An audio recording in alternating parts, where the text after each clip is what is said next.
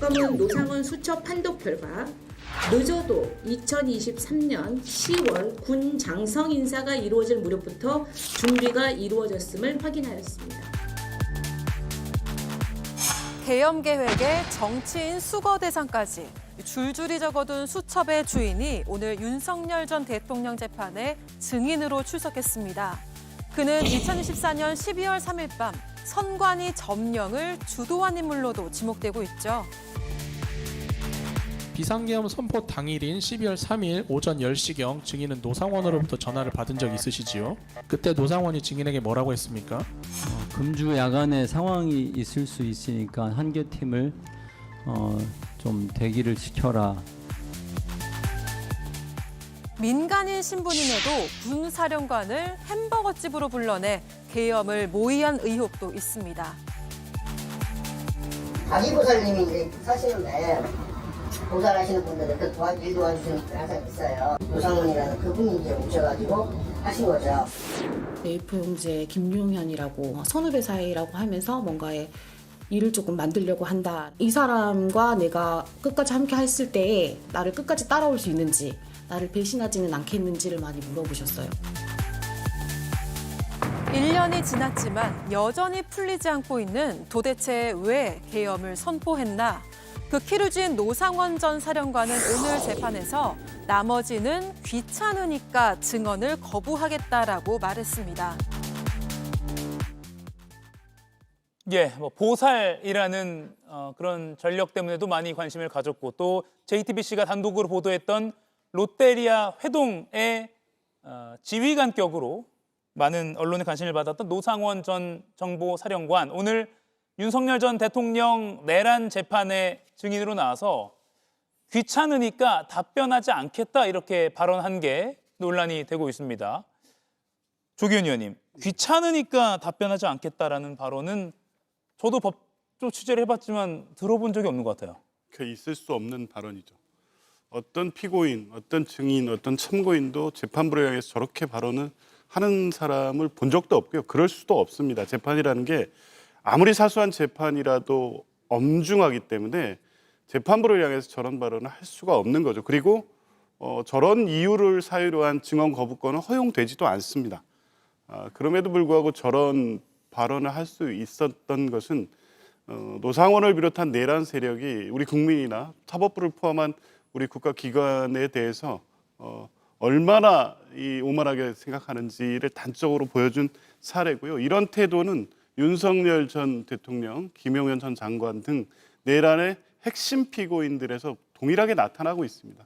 저는 이러한 이유가 지금 지기현 재판부 등 내란의 핵심 피고인 사건을 맡고 있는 사법부가 보여주는 태도에서 기인한 것이다. 그러니까 본인들이 저런 방식으로 아무렇게 얘기해도 크게 제지받지 않고 본인들은 증언 거부권이라는 피고인의 고유 권리를 행사한다는 이유로 필요한 말을 저런 식으로 아무렇게나 얘기해도 아무렇지도 않다. 그리고 최종적 선고는 어떻게 될지는 모르겠지만 적어도 재판 과정에서 자기가 불리한 상황은 만들지 않겠다는 태도를 보일 수 있을 정도의 상황을 재판부가 허용한 결과라고 보여지고요. 특히 노상원 씨 같은 경우에는 작년 12월 3일 윤석열 전 대통령이 그 망상, 비상계엄을 통해서 종북 반국가 세력을 일거에 척하고 실질적으로 장기 집권 체제를 만들겠다는 의도에서 시작된 이 비상계엄 내란의 구체적 실행 계획과 내용을 노상원 수첩을 통해서 사실상 남겼다고 볼 인물입니다. 최소한의 반성이나 일말의 양심의 가책도 없이 저런 태도를 보일 수 있도록 만들고 있는 것이 누구인가, 저는 그 지점에서 이 발언의 심각성을 좀 봤습니다. 예, 법정 녹화 중계가 아마 될 텐데 아직 이 노 전 사령관의 귀찮아서 답변하지 않겠다라는 발언이 담긴 그 부분은 언론에 아직 제공이 되지 않은 그런 상황입니다. 귀찮으니 답변하지 않겠다. 시청자 여러분들은 어떻게 생각하시는지 궁금하고요. 김동원 의원님, 귀찮으니까 답변 안 하겠다는 증인 태도 들어보신 적 있으세요? 예, 저도 기자 생활을 제법 한 편입니다만 저도 처음 듣습니다. 있을 수 없는 일이죠. 노상원 전 정보사령관이 계엄에 연루가 됐다. 거기에 한 핵심 부분을 맡았다라는 점에서 롯데리아가 등장하고 조금 전에 자료 화면에 남았습니다만 무속인이 등장하지 않습니까? 그래서 당시에는 저 그 비상계엄을 희화시킬 목적으로 이 자꾸 저런 것을 강조를 한다라는 그런 것이 없잖아 있었습니다. 저도 그랬습니다. 왜 무속인이 여기서 등장을 할까라는 의미에서 상당히 저도 갸우뚱하고 그랬는데 답변 태도를 눈여겨 보니요. 바로 이분은 이른바 대한민국을 걱정한다거나 구국의 결단으로서 진정코 비상계엄이 정당치는 않았습니다마는 내가 한번 나라를 한번 구해보겠다라고 하는 큰 대의를 과연 품었는지 지금 오늘 발언이라든가 지금까지의 어떤 흘러온 그런 장면들을 보면은 그런 것은 거의 없었다. 예. 단지 노상원 씨가 정보사령관의 끝으로 옷을 벗었지 않습니까? 그러니까 아마 투스타 이상 자기는 별 셋, 넷을 달 수 있는 사람인데 중간에 모함을 받아서 자기는 중간에 불루를 삼켰다. 그런 의미에서 그런 분노가 가득한 상황에서 바로 김용현 장관 옛날에 모셨던 분이 이제 핵심 라인에 있고 내가 잘만 하면은 훨씬 더 영화를 누릴 수가 있겠구나라는 지극히 개인적인 이 사감으로 참여를 한 게 아닌가라는 게 바로 저 귀찮아서라는 뜻에 포함이 돼 있다고 봅니다. 저는 매우 실망이고요. 예. 최소한도 계엄에 가담한 분들의 어떤 대국적인 구국의 어떤 생각 이런 것들이 저렇게 부족한 사람들이 여기에 관여가 됐다는 면에서 다시 한번 놀랐습니다. 예. 조기현 의원님, 아까 그 직위원 재판부 지적을 잠깐 해주셔서 지금 법정 취재 기자에 따르면 귀찮으니 증언 거부한다라는 노 전 사령관의 이 답이 나오니까 재판부가요. 증언 거부는 본인이나 가족이 형사처벌 받을 수 있을 때 이럴 때는 가능한데 말하기 싫어서라는 이유 때문에 안 된다라고 지적을 했다고 합니다. 예. 그러니까 노 전 사령관이 제 재판에 영향을 미칠 수 있어서 거부하는 거다 이렇게 다시 좀 정정을 했다고 해요. 물론 직위원 재판장이 이 지적을 어떤 어조로 했는지는 아직 알 수 없습니다만 그간의 어떤 비판을 받았던 그런 사항들을 보면 단호하게 지적을 했을지는 영상을 봐야지 알 수 있을 것 같습니다. 다만 직위원 판사까지도 지적할 만한 그런 발언이었네요. 저거는 뭐 저렇게 발언해서 지적하는 것이 아니라 증인이 출석해서 증언을 시작할 때 증언 거부권 고지를 하는 내용입니다. 저것이. 그러니까 사전에 이미 저런 내용이 고지됐을 겁니다. 예. 증언은 거부할 수 있고 본인이나 가족의 형사 피해 대상이 될 수 있을 경우에 증언하지 않으셔도 됩니다라는 거는 재판장이 증인에게 최초로 고지하는 내용입니다.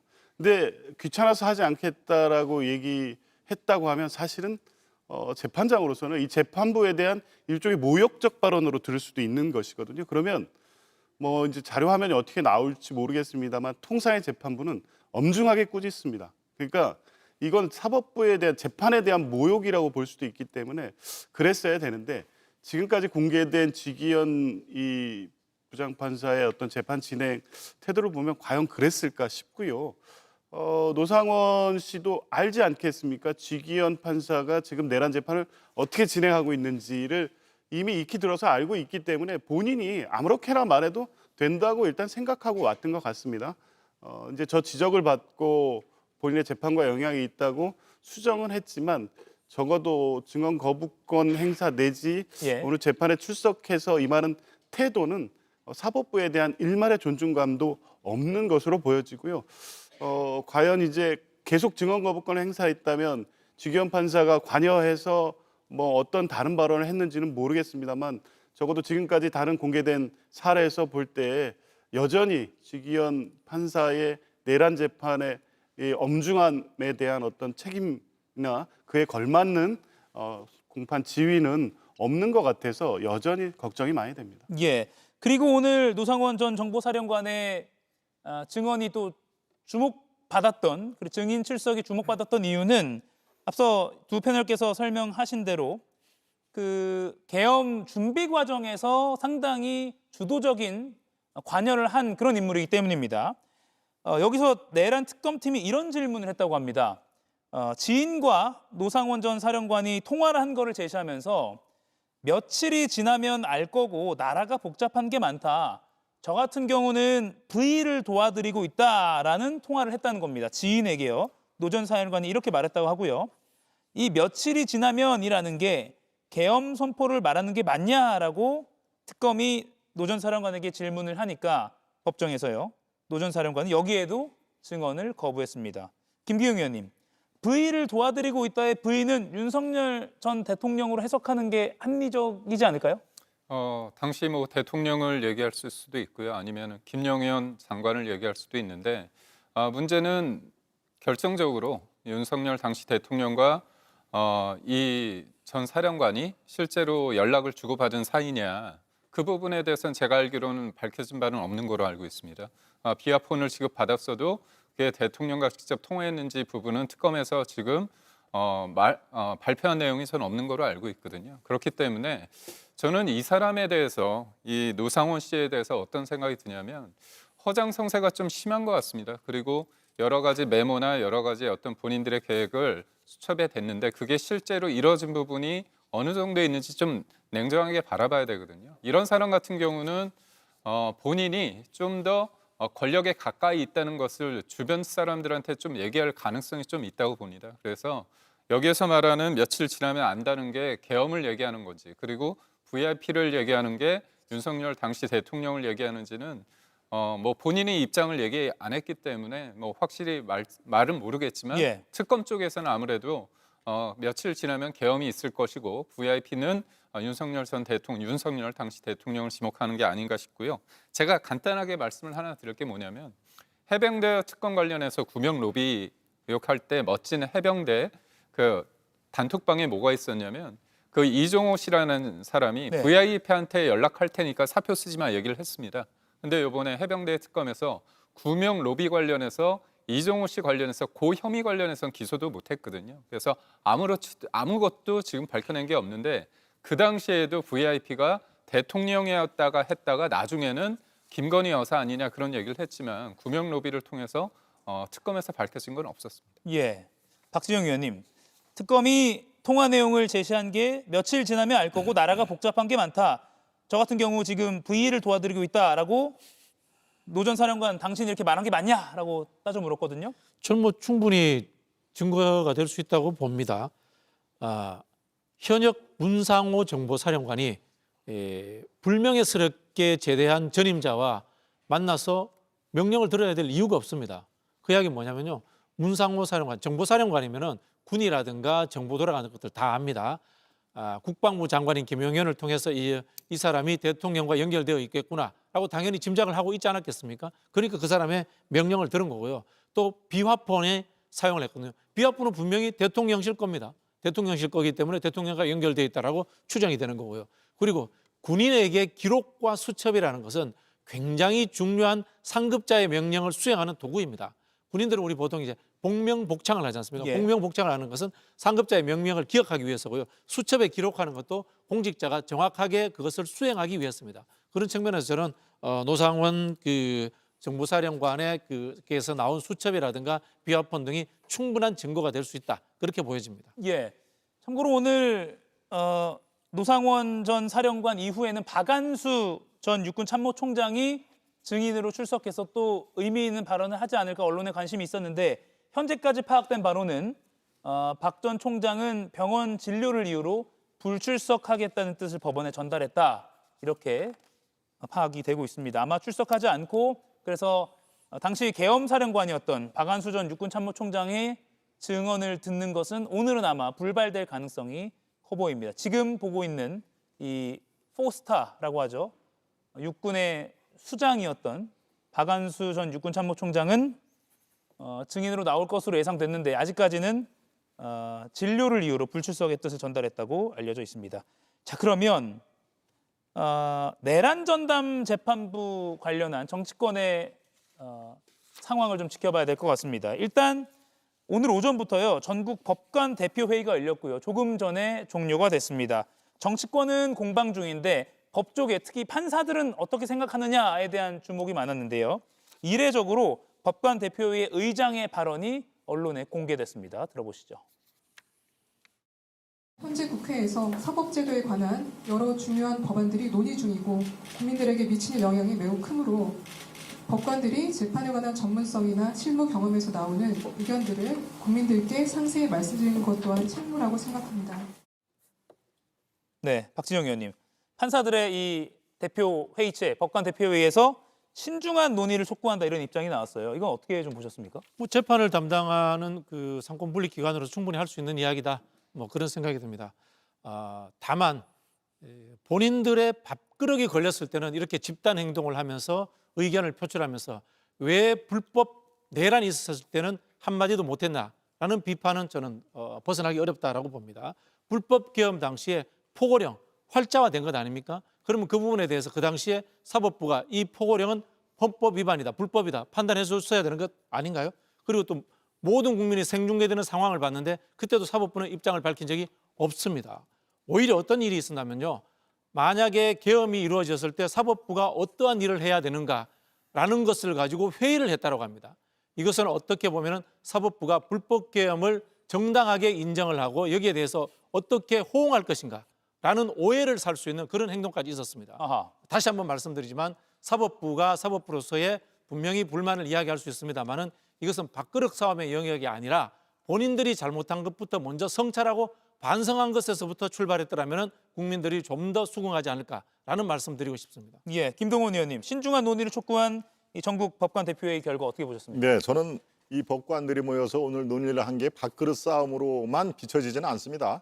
이것이 지금 저 의장이 얘기한 대로 국민들의 실생활과 연결되는 점이 중대하지 않을 수 없다 하는 얘기를 저는 상당 부분 공유를 합니다. 이거는 뭐 법관이라는 그 직업 자체에 대한 평가하고는 별개인 것이죠.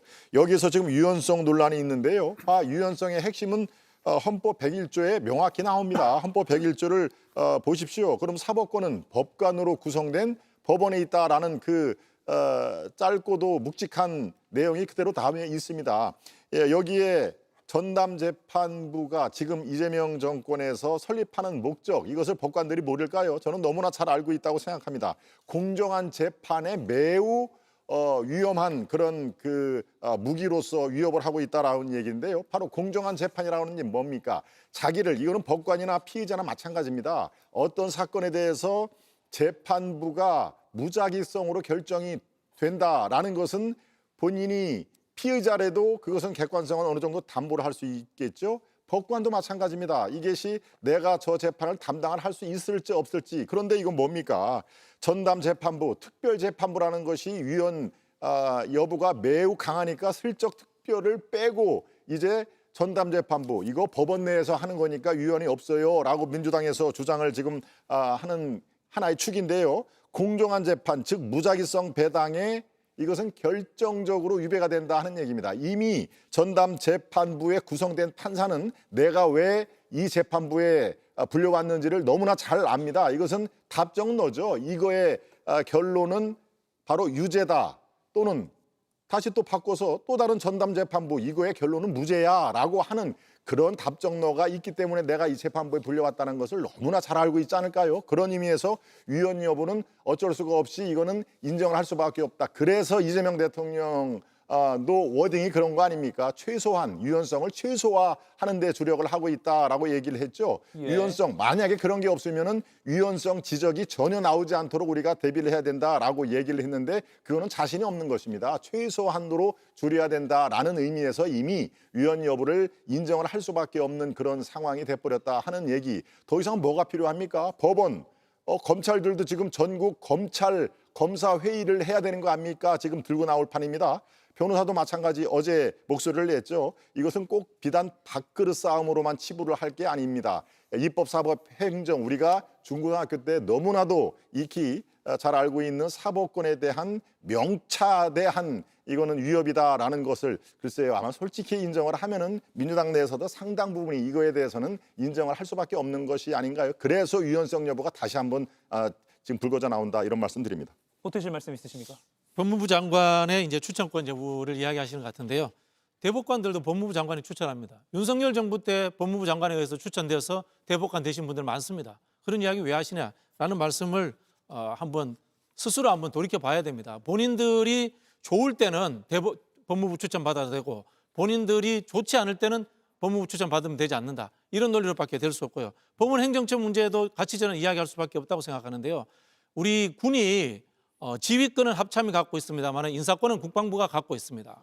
법원은 재판권과 인사권을 법원 행정처에서 모두가 다 행사를 합니다. 그렇게 된다면 재판이 법원의 인사로부터 독립될 수 있다. 우려가 생길 수밖에 없지 않습니까? 그래서 사법개혁의 이야기가 나오는 거거든요. 이런 부분들까지도 저는 법원의 구성원들이 좀 더 숙고할 필요도 있다. 이 말씀 드리고 싶습니다. 예. 법원행정처 짧게만 제가 보완을 짧게요. 드리겠습니다.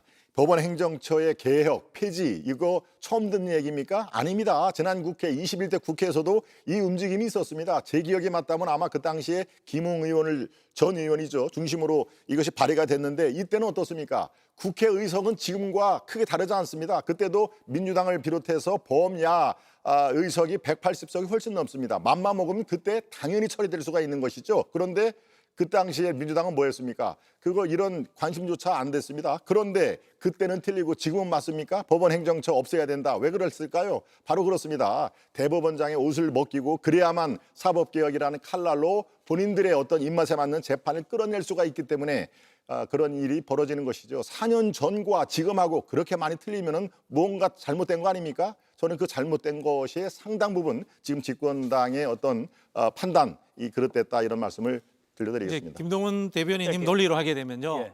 지금 야당에서도 법원 행정처 개혁에 동의해 주셔야 돼요. 그 당시에 민주당이 잘못했다. 그거 수긍해도 됩니다. 중요한 것은요.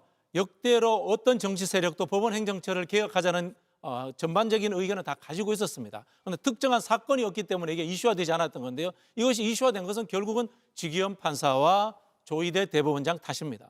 예, 법원 행정처를 개혁하자는 논의는 두 분이 말씀하신 대로 전 정권에서도 또 이전 국회에서도 있었다는 것은 뭐 뉴스 검색으로도 충분히 알 수 있는데 이에 대한 해석은 두 분이 의견차가 있는 것 같습니다. 이 내란 전담 재판부 사실은 전례가 없었기 때문에 상당히 국민들의 관심이 집중되는 것인데 그래서 오늘 민주당이 비공개 정책 의원총회를 했습니다. 내일 본회의에 이거 올리는 거 아니야? 그래서 연내 처리하는 거 아니야? 라는 그런 전망도 나왔는데 방송 전에 들어온 소식에 따르면 일단은 내일 안 올린다. 그리고 조금 더 당 안팎의 전문가, 의원들, 시민사회단체 의견 더 듣겠다. 이런 결론이 난 겁니다. 조기현 의원님. 막판 고심 중인 겁니까 그러면? 뭐 그럴 수밖에 없는 상황입니다. 뭐 여러 우려가 제기되고 있는 사정은 당 지도부나 원내 지도부 또 법사위에도 익히 알고 있었는데 뭐 이렇게 좀 속도를 낸 것은 시급성 때문이었습니다. 뭐 다 아시다시피 2026년 1월이면 윤석열 피고인의 구속기한이 종료됩니다. 석방 가능성이 생긴 겁니다. 지기현 재판부는 지난 3월에 윤석열이 전 대통령을 전례 없는 그 구속 취소 결정을 한 바가 있어서 예. 그게 같은 맥락에서 연결되기 때문에 우려가 있기 때문에 시급성이 강조가 됐던 거고요. 근데 이제 이 내란 전담 재판부 설치에 대한 이 찬반 양론이 있고 위헌성에 대한 문제 제기가 있는 것은 사실이지만 분명히 해야 될 것은 내란 전담 재판부의 필요성과 당위성에 대해서는 뭐 민주당 당내는 물론 뭐 대통령실을 비롯해서 시민사회 단체까지 공감하고 있습니다. 왜냐하면 조희대 대법원장을 중심으로 한 사법부 그리고 지기현 이 판사 등 내란 사건의 주요 사건을 담당하고 있는 재판부가 초래한 사법 불신이 극에 달했기 때문에 이 지금 사법부가 이 하는 내란 재판을 그대로 맡겨도 좋겠느냐에 대한 문제 의식 때문에 예. 내란 전담 재판부 설치의 필요성이 제기가 된 거고요. 그래서 입법이 된 겁니다. 다만 이제 한편에서는 내란 전담부 자체가 위헌이라고 반대하는 입장에서는 그런 사법부에 대한 불신에 대해서는 전혀 고려하지 않고 그냥 무조건 안 된다는 거 아니겠습니까? 그래서 뭐 차제에 여러 제기된 문제에 대해서 오늘 의총 논의 결과에서는 그런 시비가 없도록 완벽한 법안을 만들자는 의견들이 뭐 많이 제기가 됐습니다. 예. 첫 번째는 추천권, 그러니까 재판부 추천권을 대법원장이나 헌법재판소 사무처장에 두는 것이 시비가 된다. 그러니까 위헌성을 주장하는 분들이 자꾸 이 문제를 가지고 시비가 되고 그걸 가지고 위헌법률심판 제청을 했을 경우에 재판 정지의 위험이 있으니 이 부분을 위헌 소지를 완전히 차단하는 검토를 하는 게 필요하다. 당연히 그런 논의가 있을 수 있고요. 두 번째는 이 사건에 한해서 구속 기한을 연장하는 내용이 예. 포함되어 있습니다. 이것 역시 형사소송법의 특별 조항이기 때문에 이 부분을 또 문제 제기하고 있다는 거죠. 저는 그런 이 부분에 위헌 시비가 있을 수 있다는 문제 제기 타당하다고 보고요. 그래서 대통령실과 당에 공식적으로 내란 전담 재판부 설치에 대한 의견이 통일돼 있음에도 불구하고 위헌 시비로 인해서 위헌법률 심판이 제청되거나 재판이 지연되거나 이런 경우에 부작용도 생길 수 있다는 거에 대한 공감대까지 가 있기 때문에 빠른 시기에 추진한다는 원칙에는 변함이 없지만 위헌 시비를 완전히 차단하는 법안 개정으로 가야 된다는 여론들을 충분히 수렴한 후에 처리하겠다는 방향으로 오늘 의총이 가닥을 잡은 것 같습니다. 그럼 연내 처리는 계속 목표로 가져가는 거죠? 기본 목표입니다. 왜냐하면 내년 1월에 주요 사건 판결들이 나오기 때문에 예. 전담부 설치의 마지노선은 올해 12월 30일이 될 수밖에 없을 것 같습니다. 예. 상대당 김기웅 의원님, 지금 민주당에서 속도 조절에 들어간 모습입니다. 어떻게 평가하세요? 우선적으로 민주당이 주장하는 것 중에서 제가 받아들일 수 없는 부분이 있습니다. 사법부에 대한 신뢰도 그리고 또 국회 다수석을 점유하고 있는 민주당의 그 국회에 대한 신뢰도 국민들이 어떻게 평가할까요? 사법부의 신뢰도가 낮을까요? 아니면 국회의 신뢰도가 낮을까요? 그리고 지금 전제로 말씀하시는 게 조희대 대법원장 그리고 주기현 판사의 재판이 잘못됐다고 생각하는 게 국민들의 다수입니까? 그 여론조사 하셨나요? 그게 아니잖아요. 여론조사가 그 부분에 대해서는 일종의 지금 프레임이라고 봅니다. 그래서 제가 말씀드리고 싶은 거는 우선적으로 주기현 판사나 이제 조희대 대법원장에 대해서 사법부를 공격하는 지점에 대해서 근거가 좀 있어야 된다. 그러니까 민주당이 바라보고 이재명 대통령에 대해서 유죄 판단을 했기 때문에 그거는 문제고 그거는 대선 개입이라고 한 건 민주당의 얘기입니다. 과연 국민들이 그렇게 생각하고 있는지에 대해서는 객관적인 팩트가 없습니다. 제가 그 말씀을 드리고요. 또 하나, 전국 법관 대표 회의라는 쪽은 이른바 굳이 따지자면 진보와 보수를 따졌을 때 진보 쪽입니다. 그렇다면 진보를 표방하는 사람들이 모인 그 회의체에서 그리고 또 경실련에서 참여연대에서 그리고 조국혁신당에서 민주당을 빼놓고선 다 위원이 있다고 얘기합니다. 그리고 아까 말씀하신 거 대법관이 선출될 때 법무부 장관이 뭔가 추천을 한다. 맞습니다. 그런데 그거는요. 대법관이 어떤 재판을 맡을지 모르기 때문에 그거는 전체적인 상황입니다. 그렇지만 이거는 내란 전담 재판부는 딱 특정한 겁니다. 그러니까 우리가 특정 사건과 특정 인물에 대해서 사후적으로 이거를 사법부가 아니라 외부적인 추천위원회에서 결국은 임명을 한다는 건 이건 상권 분립에 반하는 겁니다. 그렇기 때문에 지금 위원 소지가 있는데 핵심적인 거 외부에서 추천하고 그것으로 인해서 임명하는 그 과정이 그 단계가 바뀌지 않는 한 위헌적인 어떤 논란은 계속 지속될 수밖에 없다고 봅니다. 예. 그리고요. 이건 박진영 의원께만 좀 잠깐 여쭐게요. 김병기 원내대표가 의원총회에서 이 내란 재판부에 대한 우려를 표명했다 이런 온라인 기사가 조금 보도가 되고 있습니다. 저희 방송 전에 의원총회가 막 끝났기 때문에 비공개 의원총회에서 나온 얘기에 대한 기자들이 막 취재가 들어가고 있고요. 그래서 기사가 하나씩 뜨고 있는데 전선이 흐려지면 안 된다 이런 차원에서 김병기 원내대표가 우려를 표했다는 거예요. 이건 어떻게 보십니까? 동일한 흐름인 것 같아요. 말씀드린 것처럼 이게 위헌 논란으로 가서는 안 된다는 거죠. 그래서 말씀하신 것처럼 법무부 장관의 추천 등의 위헌적 요소의 시비가 있는 부분들을 없애버리면 되는 겁니다. 그렇게 하면 저는 해결된다라는 생각이 들고요. 다만 중요한 것은 이 사건을 누가 초래했느냐 하는 겁니다. 우리 김기웅 대변인이 이재명 대통령 후보에 대한 대법원 판결을 이야기하는데 그게 중요한 게 아닙니다. 지금 중요한 것은 우리 국민들이 봤을 때 윤석열이 구속 만료돼서 풀려날 수 있다. 윤석열을 주기현이 무죄 선고하면 어떡하느냐라는 이 우려가 가장 큰 겁니다. 그럼 원인 제공자는 누굽니까? 역사에 최초로 있는 구속 기간을 날짜에서 시간으로 바꾼 사람 거기에 있는 거고요. 그런 우려를 전달했으면서도 재판부를 바꾸지 않는 조희대 대법원장 이런 문제들이 작동하기 때문에 국민들이 의심하고 있는 겁니다. 국민들이 의심을 합니다. 사법부를 이렇게 이야기하는데 사법부는 뭐라고 답을 합니다. 우리는 독립하겠습니다. 이런 이야기 딴소리를 하고 있는 거예요. 지금 앞뒤가 안 맞는 이야기를 하고 있는 겁니다. 민주주의는 기본적으로 사람을 의심하는 것이고 사람을 의심하기 때문에 그것을 법률과 제도로서 옥매고 규제화하려고 하는 겁니다. 그렇게 접근을 해야 되는 것이고요. 국회의 신뢰도와 사법부의 신뢰도는 완전히 다른 겁니다. 국회는 재판하지 않습니다. 그리고 국회도는 신뢰도가 떨어지면 투표로서 국민들이 선택을 해버립니다. 그럼 사법부의 신뢰는 떨어지면 어떻게 해야 됩니까? 그걸 어쩔 수 없이 국민의 대표기관인 대의기관인 국회가 법률로서 거기에 대해서 제동을 걸 수밖에 없는 거예요. 물론 여기에서는 말씀드린 것처럼 위헌적 요소가 있다면 그것에 대해서 논란을 할 수밖에 없고 그것은 없애야 되는 거고요. 예. 사실 이거는 거의 1시간 이상 잡고 법적인 검토부터 해서 토론을 해도 좋을 주제고 또 워낙 시청자 여러분들도 관심을 많이 가지실 만한 주제인 것 같습니다. 어제 대통령실이요. 내란 전담 재판부에 대해서 원칙적으로는 공감을 천명했습니다. 들어보시죠. 당과 대통령실에서 공감대를 형성했던 내란 전담 재판부를 추진하는 데 원칙적으로 생각을 같이 한다. 다만 위헌 소지가 최소화될 수 있는 범위 내에서 추진한다는 정도의 공감대는 형성돼 있었다. 이렇게 보고요. 지금 현재 진행되고 있는 내용들은 당에서 여러 가지 내부의 견해 차이들을 극복하고 조율해서 통일된 안을 만드는 과정으로 이해하고 있습니다. 예, 박지영 의원님. 이 대통령실에서 말하는 위헌 소지를 최소화하는 방안 뭐가 있을까요? 박준영 의원 저쪽에 있는데. 네. 김동훈 의원님. 예, 예. 예.